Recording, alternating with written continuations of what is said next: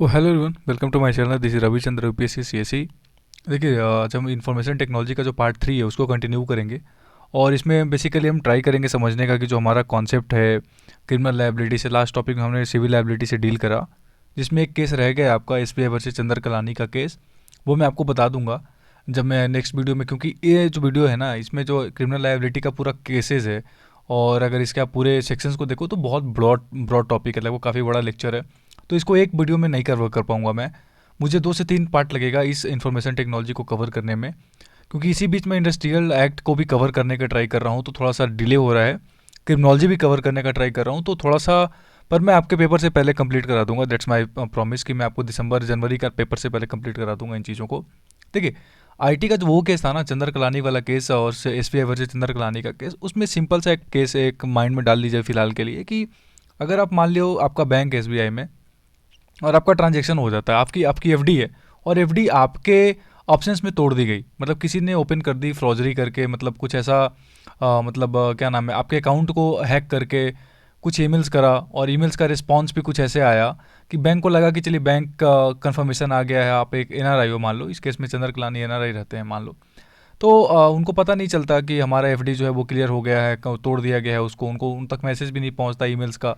तो एक ऐसा केस था, उसको मैं बता दूंगा, हैकिंग का केस थोड़ा सा, पर वो आसान केस है, कुछ ऐसा रहा नहीं, वो मैं इसमें डालना भूल गया था एक्चुअली। तो मैं जब नेक्स्ट टॉपिक कवर करूँगा केस लॉज वाला स्पेसिफिकली, या जब भी मेरे को, मैं कंप्लीट ज़रूर करा दूंगा, दैट्स माई ड्यूटी। ठीक है, तो हम स्टार्ट करेंगे और इसमें क्रिमिनल लायबिलिटी के कॉन्सेप्ट को समझेंगे। एक दो केसेज हैं इसमें, दो दो केसेस को मैंने अभी कवर करा है। इसमें मोस्टली जो सेक्शंस है ना, सेक्शन 65 है, 66 है, 67 है, उसको समझेंगे एक बार। फिर अगले वीडियो में जो भी इंपॉर्टेंट केसेज हैं हैकिंग का, साइबर टेररिज्म का, उसके ऊपर बात करेंगे अपन। ठीक है, तो इसमें दो केस करेंगे, एक तो सैयद असीफुद्दीन वाला केस है, और एक और जो आपका state of Haryana versus Sanjay Singh का केस कुछ ऐसे करके, उसको अपन कवर कर लेंगे। और बहुत आसान केसेज हैं, थोड़ा सा टेक्निकल आस्पेक्ट है, थोड़ा सा एकदम, जिसने भी थोड़ा बहुत जान कंप्यूटर के बारे में आइडिया रखा होगा तो वो इजीली समझ जाएगा इन दो टॉपिक्स को। ठीक है, देखिए आगे बढ़ने से पहले I would request everybody to please follow UPSC screenshot on Twitter, जहाँ पे आपको ढेर सारे करंट अपडेट्स मिल जाएंगे।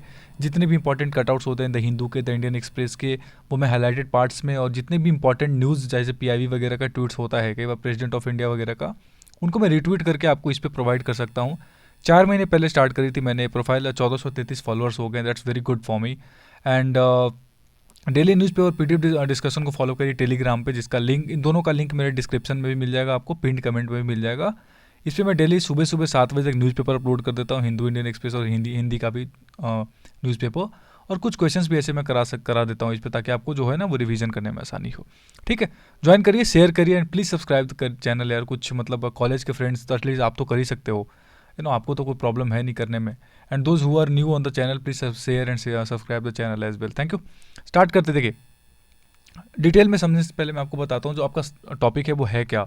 साइबर क्राइम, आप लोगों ने कई बार सुना होगा साइबर क्राइम, और जिन बच्चों ने आईटी लिया है ऑप्शनल पेपर में, उन्होंने ही सोच कर लिया होगा कि आज के मॉडर्न वर्ल्ड में बिना साइबर क्राइम के नॉलेज को आप सर्वाइव कर ही नहीं सकते। It can not be a lawyer, मैं सच बताऊं तो, अगर आपको साइबर क्राइम के केसेस नहीं डील करने आएंगे तो, क्योंकि साइबर क्राइम के केसेस इतने कोर्ट्स में आते हैं आजकल, इतने ज़्यादा हो रहे हैं कि आपको पता होना ही चाहिए। अब देखिए, साइबर क्राइम में बहुत तरह की चीज़ें हो सकती है। हुएवर वॉच्ड जामतारा, जिन्होंने भी जामतारा करके जो वेब सीरीज आई है, जामतारा एक छोटा सा जगह है, आपको झारखंड में मिल जाएगा, बिल्कुल ट्रैवल एरिया है, तो आपको वहाँ का अगर वेब सीरीज किसी ने देखा होगा, जामतारा करके एक वेब सीरीज आई है जिसमें फिशिंग की बात की गई है। फिशिंग मतलब मछली पालन की नहीं कर रहा हूँ मैं। फिशिंग एक टर्म होता है जो साइबर फ्रॉड में यूज़ किया जाता है, फाइनेंशियल फ्रॉड्स में। कोई आपको मेल करता है, कोई आपको कॉल करेगा, आपका ईमेल आईडी पूछेगा, या फिर आपको एटीएम नंबर पूछेगा, उसका सीवीवी नंबर पूछेगा, और आप उसको एक ओटीपी वगैरह आएगा वो बता दोगे, तो आपके फ़ोन से ट्रांजैक्शन हो सकता है। एक तरीके का फाइनेंशियल फ्रॉड, बैंक का कर्मचारी बन के कॉल करता है लोग। तो जामतारा में बहुत ज़्यादा है फिशिंग पे बेस्ड, आप ज़रूर देखिएगा अगर ढंग की चीज़ देखा करो जब बैठा करो तो। ठीक है, तो इसी में साइबर क्राइम्स, एक तो फाइनेंशियल फ्रॉड जिसकी मैंने बात करी, इसमें मनी लॉन्ड्रिंग हो गया, क्रेडिट कार्ड फ्रॉडिंग हो सकता है। उसके अलावा सोशल क्राइम्स की बात करेंगे। देखिए सोशल क्राइम्स क्या हो सकता है, अगर आप एक टेलीग्राम ग्रुप के मेंबर हो और फिर आप उसमें से किसी लड़की को किस तरीके का मैसेज कर रहे हो, some kind of vulgar message you are doing, और अगर आप कुछ सोशल मीडिया के प्लेटफॉर्म्स पे अगर आप कुछ ऐसा कर रहे हो, तो इट विल बी लाइक आप किसी को बुलिंग कर रहे हो, किसी को छेड़ रहे हो। अगर आप किसी को सामने से छेड़ रहे हो तो that will be stalking. Stalking क्या लगा, वो आप इसी को आप सोशल मीडिया पे कर रहे हो, तो थोड़ा सा साइबर स्टॉकिंग इसको बोलते हैं। साइबर वर्ल्ड एक पर्दे के पीछे है ना, एक पर्दे के पीछे अगर छुपकर आप करते हो तो वो एक साइबर वर्ल्ड की दुनिया हो गई, डार्क वेब हो गया वो एक तरीके का। पोर्नोग्राफी हो सकता है, आइडेंटिटी थेफ्ट होता है, ठीक है, किसी का आइडेंटिटी चुरा ली गई, आईपीआर रिलेटेड क्राइम्स हो सकते हैं, इसमें आपके कॉपीराइट वगैरह है, उन सबको क्लेम्स को क्या कर लिया गया, चोरी कर लिया गया है, कुछ उससे रिलेटेड क्राइम्स हो सकता है। साइबर टेररिज्म बहुत बड़ा टर्म है। साइबर टेररिज्म आप समझते हो तो कि टेररिज्म का दुनिया में कोई डेफिनेशन है नहीं। 1996 इंडिया ने एक टर्म दिया था कि एक टेररिज्म का डेफिनेशन बनाया जाए, पर आज तक वो यूनाइटेड नेशन में पास हुआ नहीं। तो साइबर टेररिज्म भी कुछ नहीं है बेसिकली। साइबर टेररिज्म एक तरीके का साइबर वर्ल्ड में किया हुआ आतंकवाद है। आप साइबर वर्ल्ड में आतंकवाद कैसे हो सकता है? किसी का माइंड मैनिपुलेट कर देते हो आप, लेट से, ठीक है, किसी का माइंड मैनिपुलेट कर देते हो, कुछ ऐसा आपने शेयर कर दिया जिससे कि एक तरीके की मतलब टेंशन क्रिएट हो गया, सम कुछ उससे मोटिवेट हो, कि इतना ज़्यादा मोटिवेट हो गए कि अब मान लीजिए जैसे अगर कुछ ऐसा हो रहा है लेट से, तो फिर क्या हो सकता है, आपने कुछ ऐसा बोल दिया और उसके बाद कोई व्यक्ति उससे इतना इन्फ्लुएंस हो गया कि दैट ही और सी किल्स लॉट ऑफ पीपल, तो वो एक तरीके का टेररिज्म फैला दिया, आतंकवाद फैला दिया आपने, एक तरीके का डर और दहशत का माहौल पैदा कर देना साइबर वर्ल्ड में, जिस सोशल मीडिया वगैरह पे बहुत यूज़ होता है। डिफेमेशन आपको पता है, आप अच्छे से जानते होगे, लॉ का स्टूडेंट हो तो, मानहानि की वगैरह में। तो ये सारी चीज़ें साइबर क्राइम्स में आती हैं। उसके अलावा एक वर्ड होता है जिसको सेक्शन 65 में पढ़ेंगे, tampering with computer source code. अब ये कंप्यूटर सोर्स कोड क्या होता है, कंप्यूटर क्या होता है? कंप्यूटर का डेफिनेशन मैंने आपको बता रखा है पहले वीडियो में, कि कोई भी ऐसा इलेक्ट्रिकल या मैग्नेटिक ऑप्टिकल सिस्टम होगा जो एक तरीके का एल्गोरिदम वगैरह में ट्रांसफॉर्म करता है उस चीज़ को। तो थोड़ा सा कंप्यूटर का डेफिनेशन मैंने आपको बताया हुआ है। अगर कंप्यूटर सोर्स कोड की बात करें, वो मैं अभी आपको बताने वाला हूँ 65 में।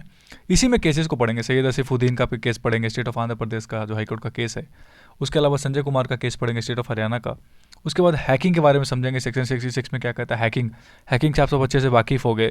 फिर आइडेंटिटी थेफ्ट वगैरह की मैंने आपको बताई, चीटिंग बाई पर्सोनेशन, किसी का नाम बनाकर, आप किसी का नाम आपने चुराकर कुछ चीटिंग कर लिया ऐसा आपने, ठीक है। और ऑब्सैनिटी एंड पोर्नोग्राफी, आप सब अवेयर हो इस टर्म से। तो बेसिकली कुछ ऐसे जो टर्म्स हैं आपके, जो साइबर टेररिज्म, साइबर स्टॉकिंग, इसमें रितु कोहली का केस पढ़ेंगे, बहुत फेमस केस है ये।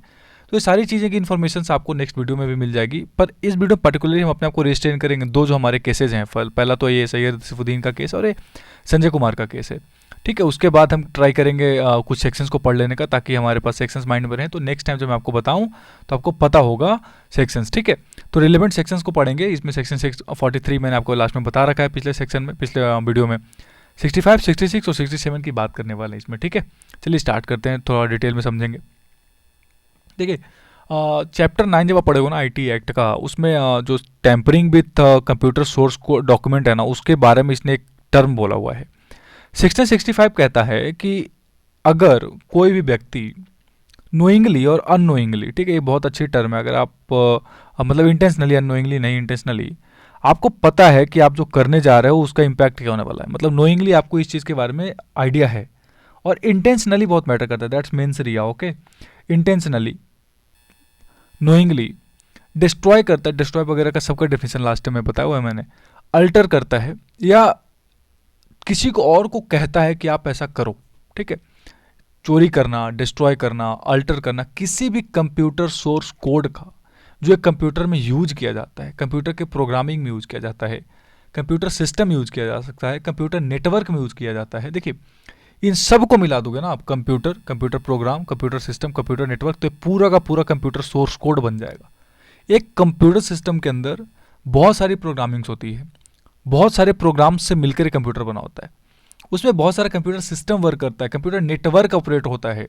सिर्फ ऐसे ही आपको लैपटॉप अगर दे दे कोई, तो वो अपने आप लैपटॉप के अंदर में ना बहुत सारी प्रोग्रामिंग्स होती है।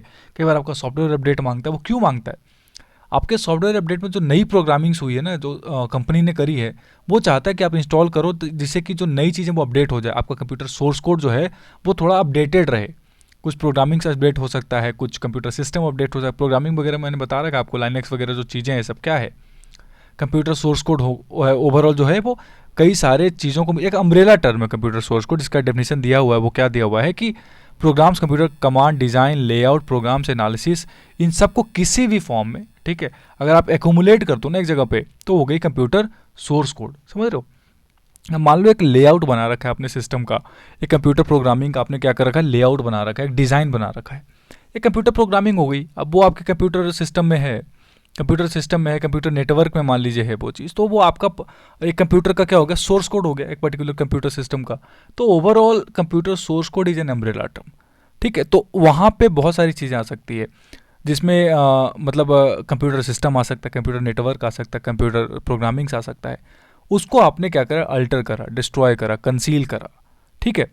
When the computer source code is required to be kept, जब उसको ज़रूरत है कि आप उसको बना कर रखिए, या इस और का ही सैयद असीफुद्दीन में एक जगह बात की गई है कि ये दोनों का जो और जो यूज किया गया वो बेसिकली थोड़ा सा डिफरेंट सिचुएशंस को इंडिकेट करते हुए बताया गया है, यूज किया गया है, ठीक है, ये याद रखिएगा आप। और maintained by law for the time being in force, जब तक कि लॉ आपका फोर्स में है तब तक के लिए उसको मेंटेन करने के पर्पज से क्या गया है, बनाया गया है। तो उसमें 3 साल की सजा और लगभग 2 लाख तक का पनिशमेंट है। बेसिकली अगर कोई भी व्यक्ति किसी भी कंप्यूटर सोर्स डॉक्यूमेंट्स के साथ टैंपर कर रहा है, उसमें कंसीलिंग कर रहा है, डिस्ट्रॉय कर रहा है या अल्टर कर रहा है एक कंप्यूटर सोर्स कोड को, कंप्यूटर सोर्स कोड में बहुत सारी चीज़ें आ सकती है, कंप्यूटर सिस्टम है, कंप्यूटर नेटवर्क है, कंप्यूटर प्रोग्रामिंग है। अगर आपको इन सब का डेफिनेशन नहीं पता है तो go and watch and read section 2 of IT act 2000, आपको वहाँ पे सारी चीज़ें मिल जाएंगी। आप जब भी पढ़ो बेयर एक्ट लेकर पढ़ो, थोड़ा सा आपको बेनिफिट होगा, क्योंकि मैं सारी चीज़ यहाँ पे तो नहीं बता सकता कि definition, that would be very very lengthy for me as well. तो आप उन सब चीज़ों के ऊपर पढ़ लीजिए, वहाँ से भी आपको याद हो जाएगा। तो अम्ब्रेला टर्म है, अगर आप उसमें ही डॉक्यूमेंट्स में अगर क्या कर दिया आपने, अल्टरिंग कर दिया, टैंपरिंग कर दिया, तो एक हो गई, एक तरीके का इसको ऑफेंस माना जाएगा। अब कंप्यूटर रिलेटेड ऑफेंसेज हो क्या कह सकते हैं बताइए। सेक्शन 66 कहता है कि अगर कोई पर्सन डिसऑनेस्टली और फ्रॉडेंटली का डेफिनेशन आपको मिल जाएगा आईपीसी में, जब आप आईपीसी पढ़ोगे ना तो आपको वहाँ पे मिल जाएगा कि फ्रॉडलेंटली जो है वो ज़्यादा बड़ा टर्म है डिसऑनेस्टली, जहाँ पे किसी को फ़ायदा हो रहा है, किसी को लॉस हो रहा है, इससे बताया गया है। Does any act referred to in section 43, section 43 मैंने लास्ट सेक्शन में बताया था आपको, लास्ट वीडियो में, जिसमें आप क्या कर रहे हो, कॉपी कर रहे हो, अल्टर कर रहे हो, डिस्ट्रॉय कर रहे हो किसी इन्फॉर्मेशन को, किसी डेटा को, किसी कंप्यूटर सोर्स को, कंप्यूटर डॉक्यूमेंट को, ठीक है। इन सब की बात 43 में करी गई थी, जिसमें पेनल्टी वगैरह की बात मैंने करी थी last time. He shall be punishable with imprisonment for a term which may extend to 3 years और with fine which may extend to 5 lakh rupees और विथ बोथ। अब ये देखिए दोनों में अंतर क्या हो गया, एक होता है नोइंगली और इंटेंशनली, एक हो गया मान लो किसी ने डिसऑनेस्टली और फ्रॉडेंटली कोई ऐसा एक्ट किया है जो कि 43 में पनिशेबल है। सारी चीज़ें 43 में ही मिल जाएंगी आपको एक तरीके से, कि कॉपी करना, अल्टर करना, डिस्ट्रॉय करना, कंसील करना। पर यहाँ पे अगर मान लो किसी ने डिसऑनेस्टली और फ्रॉडेंटली करा है, फ्रॉड के पर्पज से, और किसी ने just for the sake of own benefit, जैसे कि पहला केस हमने पढ़ा था, ठीक है, मालविका जोशी वाला केस था अपना, उसमें मान लो किसी ने अपने बेनिफिट के लिए यूज किया, इंटेंशनली उसने किया पर अपने बेनिफिट के लिए यूज किया, तो वो इसमें आएगा ना, टेम्पर तो करा है उसने, पर उसने डिसऑनेस्टली या फ्रॉडेंटली करा है तो वो सेक्शन 66 में आएगा। ये केस इंपॉर्टेंट है, ये बात इंपॉर्टेंट आप दिमाग में रखिएगा। ये बताया मैंने आपको, सेक्शन 24 और सेक्शन 25 में मिल जाएगा। अब punishment for sending offensive messages through communication service, section 66 ये कहता है कि कोई भी इंसान अगर किसी भी कंप्यूटर रिसोर्स का या कम्युनिकेशन डिवाइस का यूज करके इन्फॉर्मेशन, कोई भी ऐसा इन्फॉर्मेशन जो ग्रॉसली ऑफेंसिव हो, या फिर कोई ऐसा हो जो धमकी भरा मैसेज हो, या कोई ऐसा कैरेक्टर का हो, वो सेंड करता है, और कोई ऐसा इन्फॉर्मेशन सेंड करता है जो उसको पता है कि गलत है, पर किसी को डिस्टर्ब करने के लिए, इनकन्वीनियंस करने के लिए, डेंजर पोज करने के लिए, ऑब्स्ट्रक्शन के लिए, इंसल्ट के लिए, इंजरी के लिए, क्रिमिनल इंटिमिडेशन करने के लिए, धमकाने के लिए अगर उसका यूज कर रहा है, अगर ऐसे कंप्यूटर रिसोर्स का, कंप्यूटर डिवाइस का, तब भी उसमें पनिशमेंट है। कोई भी ऐसा इलेक्ट्रॉनिक मेल है, इलेक्ट्रॉनिक मेल मैसेज है जो इन चीज़ों के लिए यूज किया जा रहा है, तो सब क्या हो जाएगा यहाँ पर, कम से कम आपको 3 साल तक की सजा का प्रावधान है इसमें। कहने का मतलब मैटर क्या करता है, जब सेक्शन 66 एक की हम बात करेंगे, आजकल बहुत ज़्यादा न्यूज़ में रहता है 66 है, वो होता क्या है, किसी ने मान लो कुछ ऐसा इलेक्ट्रॉनिक मेल भेजा आपको, जिसको पढ़ने के बाद आपको लगा that you have to pay at least 2 lakh rupees, वरना आपको बहुत कुछ प्रॉब्लम हो जाएगा। With some kind of blackmailing आ रहा है आपके पास कि आपका वीडियो लीक कर दिया जाएगा, सम काइंड ऑफ MMS अगर ऐसा कुछ आ रहा है, तो एनवायंस हुआ, आपको डेंजर हुआ। मान लो कुछ ऐसा अगर इस तरीके का इन्फॉर्मेशन आप तक पहुंच रही है किसी भी मतलब कम्युनिकेशन सर्विस का यूज करके, मान लो कोई एक लिंक आया, लिंक ओपन कर आपको वहाँ पे अपनी खुद की एक MMS दी गई मान लीजिए किसी के साथ, something that can be anything, मतलब मैं आई am just giving an example. So what would be your reaction, आपको डेफिनेटली लगेगा कि आई कैन पे एनीथिंग, कि ताकि मीडिया में वायरल ना हो जाए। तो ये हो गई सेक्शन 66A में। अब इसमें इलेक्ट्रॉनिक मेल मैसेज का डेफिनेशन दिया हुआ है, आप पढ़ लीजिए खुद ही, देयर इज़ नथिंग टू से, आपको पता ही, आप इतना खुद ही इलेक्ट्रॉनिक मेल का मतलब समझते हो। तो ये सारी चीज़ें हो गई सेक्शन 66 और 66A की बात करी। 65 की बात मैंने आपसे करी ही, tampering with computer source documents. Syed Asifuddin का केस यहाँ पे बताना बहुत इंपॉर्टेंट है कि सैयद असीफुद्दीन का केस में हुआ क्या था। देखिए सैयद असीफुद्दीन जो पिटिशनर हैं, जो स्टेट है यहाँ पे, स्टेट ऑफ आंध्र प्रदेश, इसमें कुछ चीज़ें आप दिमाग में डालिए। आप जब इस चीज़ को पढ़ रहे, जो मैं आपको बता रहा हूँ, एक बार अपने आप केसमेट को ओपन करिएगा, जरूर पढ़िएगा, पैराग्राफ्स आपको दिख जाएंगे इसमें। पैराग्राफ 2 में आपको दिख जाएगा कि क्या फैक्ट है। बहुत सारे केसेस, बहुत सारे आईपीसी के सेक्शंस लगे हुए हैं, कुछ कॉपीराइट के भी सेक्शंस लगे हुए हैं। मैं अपने आप को सेक्शन 65 पे रिस्ट्रिक्ट करूँगा। आपको सेक्शन जो अभी आपका 420 है, 409 है, 120 बी है इंडियन पिनल कोड का, you must be aware of दो सेक्शंस, वो क्या क्या कहते हैं, ठीक है, कैसे उसमें इन्वेस्टिगेशंस का क्या सिस्टम है, जो भी है आपको पता होना, चीटिंग का क्या है ये आपको पता होना चाहिए।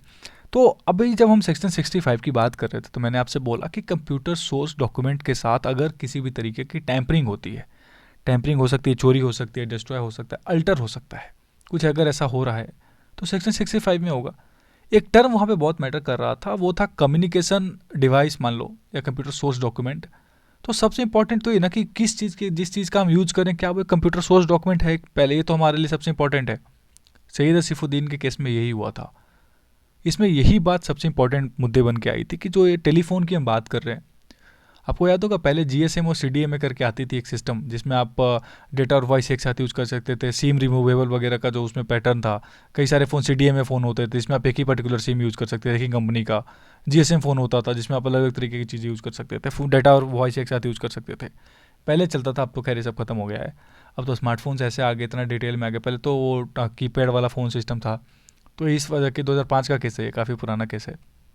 मतलब आज के साइबर वर्ल्ड के हिसाब से तो तब के समय का तो नया केस था, पर अब तो काफ़ी पुराना हो गया। तो इसमें मैं आपको फैक्ट बताता हूँ, ध्यान से सुनिएगा। फैक्ट ऐसा है कि मान लीजिए अगर कोई कंपनी ये है, मान लीजिए मेरी कंपनी ये है, मैंने एक सिस्टम बना रखा है कि अगर आप मेरा फ़ोन यूज़ करते हो तो मैं आपको इतने दिन के लिए इंश्योरेंस दूंगा, आपको इतने पैसे में मिल जाएगा, एक तरीके का इंश्योरेंस भी मिलेगा, आपको सिम कार्ड फ्री में दूंगा, नेटवर्क सिस्टम मिलेगा आपको, आपको थोड़ा सा मतलब I am just giving some kind of मतलब क्या बोलते हैं उसको, फ्री भी दे रहा हूँ मैं आपको। लेट से अगर मैं बहुत ज़्यादा न्यूज़ में रहता आपको और आपने सब्सक्राइब कर लिया, आपने you just bought that phone और सिस्टम के साथ आप क्या होते हैं, अटैच होते हो मान लो सेलफोन के साथ।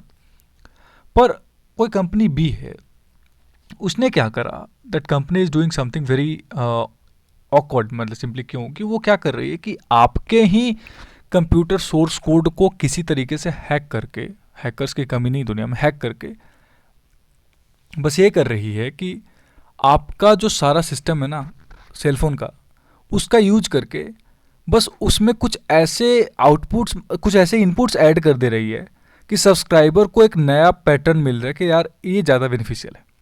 समझ रहे हो, कुछ स्पेशल नहीं कर रहा वो। मैं आपको एग्जांपल समझाता हूँ। रसिया S-400 बनाती है। देखिए देखिए, S-400 बहुत बड़ा मिसाइल सिस्टम है। चाइना में गया, चाइना ने कुछ नहीं करा, चाइना ने कुछ भी नहीं करा। इवन मॉडल तक, लेआउट तक, डिज़ाइन तक, प्रोग्रामिंग तक, कंप्यूटर सोर्स कोड तक, जो जो चीज़ उस मिसाइल सिस्टम यूज हुआ था सबको कॉपी करा उसने, सबको कॉपी करा उसने। एक नई सिस्टम बना लिया अपने यहाँ, नया S-400 को उसने नया नाम देकर एक नया सिस्टम बना लिया। किया क्या उसने पता है, उसने उस सिस्टम की, उस सेलफोन की, उस पर्टिकुलर कंप्यूटर सोर्स कोड का यूज करके, उस पर्टिकुलर कंप्यूटर सोर्स कोड में अल्टर करके अपने नए सब्सक्राइबर्स को कुछ ऐसी चीज़ दे दी जिससे लोग अटैच हो गए इस कंपनी के साथ। ये हो गई, मान लो ये सिस्टम है। ये चीज़ पूरी की पूरी आप समझ रहे हो, यही चीज़ हुई थी सईद सैफुद्दीन के केस में, जिसमें एक कंपनी थी रिलायंस इन्फोकॉम और एक कंपनी थी टाटा इन्फोकॉम, मान लो TTSL। उसमें हुआ क्या था कि ये जो रिलायंस इन्फोकॉम वाली कंपनी थी ना, एक तरीके का स्कीम के अंदर 10,500 में एक डिजिटल हैंडसेट दे रही थी, जिसमें 3 साल तक आपको सर्विस बंडल था। 3,350 पे इनिशियल पेमेंट करिए, फिर आपको मंथली वही जो EMI वाला कॉन्सेप्ट है 600 में, उसके अलावा आपको 3G सर्विसेज वगैरह दे रहा था और टैरिफ प्लान्स काफ़ी अच्छे थे, काफ़ी अच्छा मतलब इसका प्लानिंग सिस्टम था। अब ये सारी चीज़ें दी जा रही थी। इसी का यूज करके क्या हुआ, मान लो दूसरी कंपनी थी टाटा इंडिकॉम, उसने क्या करा कि मतलब बेसिकली उसने किया क्या ना कि जो मार्केट में ऐसा अफवाह फैलाया कि आप ऐसा आओ कि आप, मैं आपको एक ऐसा सिस्टम दे रहा हूँ जिसमें पैसे भी कम लगेंगे आपको। यहाँ जो पैसा था ना मंथली इनकम, मंथली 600, इसको इसने 594 मान लो कर दिया, कम कर दिया। आपको इतने में इनकम आपको इतना देना है मान लो EMI के रूप में, आपको कम पैसे में, और आपके पास एग्जिट ऑप्शन भी है, आप कभी भी शिफ्ट भी कर सकते हो दूसरे कंपनी की तरफ, दूसरे सिस्टम की तरफ। तो लोग उसकी तरफ अट्रैक्ट हो गए। जब उसके पास जाते थे तो वो क्या करता था कंपनी वाला अपने स्टाफ मेंबर के थ्रू कि उनका फ़ोन ले, उनका हैंडसेट लेकर थोड़े समय में एक पर्टिकुलर लोकेशन पे जाकर, साउथ इंडिया की बात है, उधर सिकंदराबाद साइड में, वहाँ पे जाकर उसके जो ओरिजिनल कंप्यूटर सोर्स कोड था उसके पैटर्न को अल्टर कर दे रहा था, अल्टर कर दे रहा, देवर डूइंग नथिंग, कुछ और नहीं कर रहा था। वो मैं आगे बताऊंगा कि जब आप पढ़ते हो, आप IMEI नंबर जानते हो, एक यूनिक आइडेंटिफिकेशन नंबर होता है, जैसे कि आधार कार्ड है ना, वैसे हर एक सिस्टम का, हर एक कंप्यूटर सोर्स कोड का एक अपना नंबर होता है। उस नंबर को बस अल्टर कर दे रहे थे, तो आप पकड़ नहीं पाओगे ना, आपको तो पता लगेगा कि अरे यार ये तो नई सी चीज़ आ गई बिल्कुल। और कुछ भी ऐसा नहीं कर रहे थे ये, तो हैकिंग के थ्रू ऐसा कर रहे थे। अब ये बात जब पता चली सिस्टम को, कंपनी को, ठीक है, जो रिलायंस इन्फोकॉम की कंपनी थी, उन्होंने FIR करा, बातचीत आगे बढ़ी, जो भी थी पता चला। तो पता चलने के बाद ये पाया गया कि लगभग ये जो नई कंपनी थी टाटा इन्फोकॉम, ये बेसिकली एक्चुअली में जो एक मोबाइल हैंडसेट था, सैमसंग N191 और LG 2030, ये दो हैंडसेट इन्होंने काफ़ी बड़े मात्रा में पकड़ी, लगभग तो 60-65 लोगों के साथ। तो इन्होंने देखा कि इनके जो हैंडसेट है ना, ये अटैच था रिलायंस इन्फोकॉम के साथ। मतलब इनके अंदर जो इनका ESN नंबर होता है, जब आप मोबाइल वगैरह लेते हो ना, तो IMEI नंबर वगैरह आप जानते होगे, दिया जाता है। उसी के अलावा आपको उस टाइम पे क्या होता था, पहले बड़े अलग तरीके के मोबाइल टेलीफोन, एक टर्म होता है, मोबाइल आइडेंटिफिकेशन नंबर हो गया, इलेक्ट्रॉनिक सीरियल नंबर हो गया, सिस्टम आइडेंटिफिकेशन कोड हो गया। ये सब पर्टिकुलर सिस्टम का पर्टिकुलर होता है, समझ रहे हो। ये अल्टर करते थे, इसको इन्होंने इतना पाया, तो ऑब्वियस बात है सेक्शन 65 अट्रैक्ट होगा। जब कोर्ट में बात पहुंची, तो कोर्ट में कहा गया कि पहले तो हमारे लिए इंपॉर्टेंट है कि क्या टेलीफोन हैंडसेट एक कंप्यूटर सोर्स कोड है। समझ रहे मेरी बात, कंप्यूटर सोर्स कोड कह सकते हो आप। कंप्यूटर सोर्स कोड का कहने का मतलब, तो हम तो उसकी मतलब कंप्यूटर का मतलब समझते हैं, जिसको डेफिनेशन दिया हुआ है कि इलेक्ट्रॉनिक वगैरह को, अगर मेलिंग वगैरह को क्या करे, एल्गोरिदम का यूज करके, ऑप्टिकल सिस्टम का यूज करके कुछ ऐसा करते हैं, तो उसको कंप्यूटर बोलते हैं। सेक्शन 2 में अगर आपको पता होगा, क्या इसको बोलेंगे। ये बहुत इंपॉर्टेंट चीज़ थी। जब यहाँ पर कोर्ट में बात पहुँचा, तो कोर्ट ने बोला, जब मतलब कोर्ट के सामने पॉइंट रखा गया कि कंप्यूटर हेडसेट एक कंप्यूटर नहीं है, ना ही कंप्यूटर सिस्टम है, ना ही कोई कंप्यूटर प्रोग्राम है, क्योंकि उसके अंदर कोई प्रोग्रामिंग नहीं है।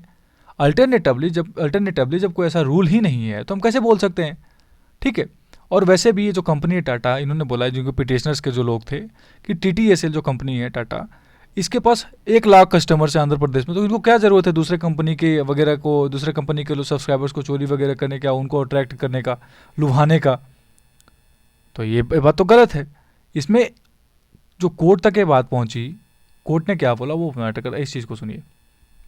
कोर्ट ने कहा कि देखिए, बात ऐसा है कि भले ही कंप्यूटर में ये कहा गया है कि आप कोई भी information received through satellite, microwave, या फिर other communication media or devices which are programmable and capable of retrieving any information by manipulations of electronic, magnetic or optical impulses is a computer which can be used as computer system in a computer network। बात की गई। Court ने observe किया कि जब आप एक mobile का यूज़ करते हो, तो मोबाइल काम कैसे करता है। आप खुद सोचिए, एक मोबाइल काम कैसे करता है। सैटेलाइट का यूज़ करते हो कि नहीं करते, करते हो। ऑप्टिकल सिस्टम का यूज़ करते हो, बिल्कुल करते हो। रेडियो वेव्स का यूज़ करते हैं, बिल्कुल करते हैं। मतलब जिस भी तरीके से एक कंप्यूटर काम करता है, मोबाइल कहीं उससे कम काम नहीं करता है। एक सॉफ्टवेयर होता है आपके सिस्टम में भी, बिल्कुल होता है। आपके अंदर एक प्रोग्रामिंग होती है, आपका एक IMEI नंबर होता है, आपका एक स्पेशल आइडेंटिफिकेशन नंबर होता है, आपका एक कोडिंग होती है आपके एक मोबाइल सेलफोन की। आपकी कोडिंग खराब हो सकती है, आपका कोडिंग में जो होता है ना, आप जो चिप होती है, वो बहुत मैटर करता है। तो ओवरऑल सैटेलाइट का यूज करके, डेटा का यूज करके, एक सेंटर रिपोजिटरी होगा जहां से आपको इन्फॉर्मेशन प्रोवाइड किया जाएगा।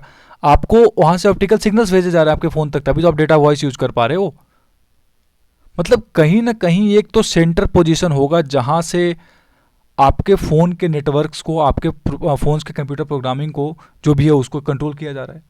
ये कोर्ट ने ऑब्जर्व किया। और ये बात आज भी आप खुद सोचो ना, कि अगर आप फ़ोन यूज़ करो, आप मान लो आप सेम सिम लेकर आप कहीं और स्टेट में चले जाते हो, तो वो कैसे काम करता है। सिम का ऑपरेटिंग सिस्टम क्या होता है, एक फ़ोन का ऑपरेटिंग सिस्टम क्या है, वो तो बस आपके इस पे काम कर रहा है, क्या नाम है, जो सेंटर रिपोजिटरी से कनेक्टेड है। वो आपको किसी भी तरीके का डेटा की ज़रूरत है, वहाँ से तुरंत मिल जा रहा है। आपको किसी तरीके का इंटरनेट के सिग्नल्स की ज़रूरत है, ऑप्टिकल फाइबर्स की, स्पेक्ट्रम की ज़रूरत है, वहाँ तक मिल जा रहा है। यही तो है फ़ोन की फंक्शनिंग, और है क्या। तो कोर्ट ने यही कहा कि सेक्शन 65 में computer programming, computer source code का जो डेफिनेशन है, वो एक टेलीफोन हैंडसेट पे भी एप्लीकेबल है। क्योंकि टेलीफोन हैंडसेट कहीं से भी कंप्यूटर से कम नहीं है, कंप्यूटर सोर्स कोड से कम नहीं है। Electronic functioning, optical functioning, magnetic functioning, फिर उसका एक अपना सोर्स कोड है, एक अपनी उसकी प्रोग्रामिंग है, कंप्यूटर उसका एक अपना उसका सिस्टम है, कंप्यूटर अपना उसका नेटवर्किंग है. So if all those things are there in the computer, in the telephone handset, then why can't it be called what computer source code? एक हम उसको सेक्शन 65 के अंदर कंप्यूटर सोर्स कोड का डेफिनेशन में क्यों नहीं ला सकते? कोर्ट ने यही कहा, यही इंपॉर्टेंट थे आपको समझना, कि कहीं से भी सेल फोन को हम ये नहीं कह सकते कि वो कंप्यूटर सोर्स कोड नहीं है, वो है. और जब है तो अल्टरिंग पाई गई थी. अब अल्टरिंग अगर पाई गई तो उसके बाद आपको डेफिनेशन उसके ऊपर क्या लगने वाला है, सेक्शन 65 लगेगा. तो कंप्यूटर सोर्स कोड के अनुसार लिस्ट ऑफ प्रोग्राम्स आपके फ़ोन में भी है, बिल्कुल है. कंप्यूटर कमांड से बिल्कुल आपके फ़ोन में भी. अब कंप्यूटर का मतलब ये कंप्यूटर जिसको हम लोग बोलते हैं ना कि मेरे घर में कंप्यूटर आया, वो कंप्यूटर की बात नहीं कर रहे. कंप्यूटर की डेफिनेशन लेमन लैंग्वेज में अलग होती है और लीगल लैंग्वेज में अलग होती है.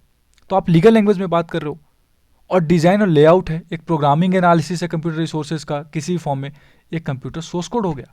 और जो सैमसंग की फ़ोन्स मिली थी ना और एलजी के जो फ़ोन्स मिले थे, जो जिसकी बात कर रहे थे यहाँ पे, जो आपको मिला था क्या नाम है एक्यूज के पास से, उन फ़ोन के ऑपरेटर्स के पास एक तरीके का लाइसेंस एक लाइसेंस लेना होता था गवर्नमेंट ऑफ इंडिया से. और वो उनको एक पर्टिकुलर प्रोग्रामिंग के तहत और सेक्शंस को पूरा करने के बाद ही दिया जाता था. तो दूसरा जो कंपनी है वो सेम कॉन्सेप्ट यूज़ तो कर ही नहीं सकती. सेम तरीके का जो SID नंबर है मान लीजिए, सेम तरीके का मोबाइल आइडेंटिफिकेशन नंबर है, वो तो यूज़ नहीं कर सकता ना. सेम प्रोग्रामिंग दूसरे में तो ऐड कर नहीं सकते, अलग अलग होगा ना हर फ़ोन का. तो ये जो चीज़ था, इसी चीज़ को पाकर इसी चीज़ को फाइंड आउट किया गया. एंड कोर्ट ने बिल्कुल सही कहा कि ये जो ऑफेंस है सेक्शन 65 के अंदर वो बिल्कुल आता है, क्योंकि ये जो सैमसंग और LG हैंडसेट्स है वो सिर्फ और सिर्फ टाटा इंडिकॉन के ही मतलब जो ये जो रिलायंस इन्फोकॉम की कंपनी के लोग थे, सब्सक्राइबर थे, वही यूज़ कर सकते थे, क्योंकि उसमें प्रोग्रामिंग रिलायंस इन्फोकॉम से रिलेटेड थी. पर टाटा के लोग तो जस्ट चेंज करके कर रहे थे. उनके जो अल्टरिंग, उनके जो मेन कंप्यूटर सोर्स कोड था उसमें अल्टर करके कर रहे थे. There was nothing weak changes, बस वो अल्टरिंग कर रहे थे, उसका चोरी कर रहे थे उसका. तो कॉपीराइट एक्ट भी लगा यहाँ पर उनके ऊपर. सो ओवरऑल कोर्ट ने बिल्कुल यही कहा कि जो आपका मोबाइल हैंडसेट है वो भी ये कंप्यूटर सोर्स कोड में आएगा. ऐसे ही Sanjay Kumar versus state of Haryana में हुआ था. Sanjay Kumar versus state of Haryana में क्या हुआ था, संजय कुमार एक सॉफ्टवेयर कंपनी में काम करते थे. इसमें हुआ का कि जो आपकी जो बैंक है विजया बैंक, इसमें इनको जो विजया बैंक में बहुत सारे कंप्यूटर्स आए थे, ठीक है, मान लो बहुत सारे कंप्यूटर आए 2003 में. अब कंप्यूटर शुरू नया नया तभी ज़माने में आया था, वो सिस्टम जिसकी बात कर रहे थे. अब उसको सॉफ्टवेयर है, उसमें जो भी टेलीकम्युनिकेशन सिस्टम है उसको रेगुलेट करने के लिए किसी एक व्यक्ति को तो चाहिए जिसको टेक्निकल एक्सपर्टीज़ है. तो एक कंपनी ने भेजी, Birmati software and telecommunication limited ने. अब ये व्यक्ति जो थे संजय कुमार साहब, ये क्या करते थे ना कि मतलब अपने नॉलेज का गलत फ़ायदा उठाया इन्होंने क्या करा कि जो कंप्यूटर प्रोग्रामिंग कंपनी ने करके दी थी ना सारे सिस्टम्स में, इसमें इन्होंने कुछ ऐसे अल्टरिंग करी, ऐसे चेंजेस करे कि किसी को पता भी नहीं चला. और कई सारे फ्रॉड ट्रांजैक्शंस इन्होंने करा अपने पर्सनल अकाउंट में. वो पर्सनल अकाउंट इन्होंने अपने नाम पे नहीं करी, और जो कंप्यूटर का सोर्स कोड था ना बस उसका यूज करके एक ऐसा फेक अकाउंट क्रिएट करा बहुत सारा. उसमें इन्होंने पैसे ट्रांजैक्शंस कर रहे और किसी को पता भी नहीं चल रहा था. काफ़ी समय के बाद पता चला था, लगभग 17 लाख का ट्रांजैक्शंस. तो कोर्ट के पास जब बात पहुंचा तो कोर्ट ने बिल्कुल जब चीज़ों को फाइंड आउट करा कि ठीक है भाई, इसमें तो डिसऑनेस्ट भी है, फ्रॉडली है, और गलत तरीके से किया गया है, हैकिंग करी गई है, टैंपरिंग करी गई है, मैनिपुलेशन किया गया है डेटा का, इंट्रीज का. तो ओवरऑल दोनों केसेस में बस इतना कहना था मेरा कि अगर पेपर में आपका सवाल है तो आपको दोनों केसेस दिमाग में डालने. अगर एक कोई मान लो ऐसा अगर आता है सेकंड वाला केस, अगर मान लो सही संजय कुमार का केस आता है कि आपको किसी का कंपनी बनाकर, कंपनी का एक कंपनी की तरफ से भेजा गया किसी बैंक वगैरह में कंप्यूटर के चीज़ों को मैनेज करने के लिए, और आपने ऐसे कर लिया, मान लो फ्रॉड करा कुछ, तो डेफिनेटली संजय कुमार का केस लगेगा. और कोर्ट ने बिल्कुल इनको जो सजा दी गई थी कोर्ट ऑफ सेशन कोर्ट से उसको उठा दिया, कुछ और करा नहीं उन्होंने. तो कहने का मतलब जो रॉन्गफुल लॉस, देख रहे हो, रॉन्गफुल लॉस सेक्शन 24 डिसऑनेस्टली, ये दोनों में अंतर बस इतना है. एक में डिसऑनेस्टली की बात हुई, फ्रॉडनेट की बात हुई है, एक में तो नॉर्मल केस है सेक्शन जो आपका क्या नाम था, सैयद आसिफुद्दीन वाला केस था. तो जब मैं वीडियो स्टार्ट कर रहा था तभी मैंने आपसे बोला था कि IPC का जो सेक्शन 24 सेक्शन 25 है उसका भी यूज है यहाँ पे. तो इसमें आपने क्या करा, एक में तो चलो रॉन्गफुल इंटेंशन था, किसी मान लो किसी व्यक्ति को पता नहीं था, टाटा इंडिकॉम के किसी स्टाफ को पता नहीं था कि ऐसा हो रहा है, पर यहाँ तो यू डिड इंटेंशनली, डिसऑनेस्टली, फ्रॉडली, और आपको पता था ये बात कि क्या इसका इम्पैक्ट होने वाला है. तो सेक्शन 66 वाला इनके ऊपर केस लगेगा, पनिशमेंट वाली बात लगेगी यहाँ पर, बिल्कुल वही लगा। तो ओवरऑल कहने का मुद्दा क्या होता है कि एक कंप्यूटर एक टेलीफोन हैंडसेट भी बिल्कुल पाया जाएगा, एक उनको भी पाया जाएगा। पर अगर दूसरा केस ये भी कह रहा है कि अगर रॉन्गफुल गेन हो रहा है आपको या रॉन्गफुल लॉस हो रहा है किसी और को, तो वो सेक्शन 24 में आ जाएगा, डिसऑनेस्टली में आ जाएगा, और वो इंटेंशन आपका मैटर करता है, वो इंटेंशन प्रूफ हो जाएगा। तो कहने का मतलब कि अगर कोई व्यक्ति नोइंगली और इंटेंशनली और डिसऑनेस्टली और फ्रॉडेंटली अगर किसी भी कंप्यूटर सोर्स कोड में ट्रांजैक्शंस में या किसी भी कंप्यूटर सोर्स कोड में या कंप्यूटर सोर्स कोड के डॉक्यूमेंट्स में टैंपरिंग कर रहा है इन एनी फॉर्म जो मैंने बताया आपको, तो वो सेक्शन 65 और सेक्शन 66 को क्या करता है, ट्रैक्ट करता है। ये थी आपकी आज की केस। ये इतनी सी चीज़ आपको याद रखना है। ये कुछ टर्म्स हैं जैसे कि punishment for dishonestly receiving a stolen computer resource और कम्युनिकेशन डिवाइस। किसी ने चोरी कर लिया और आप उसको रिसीव कर रहे हो तो उसमें केस क्या होगा।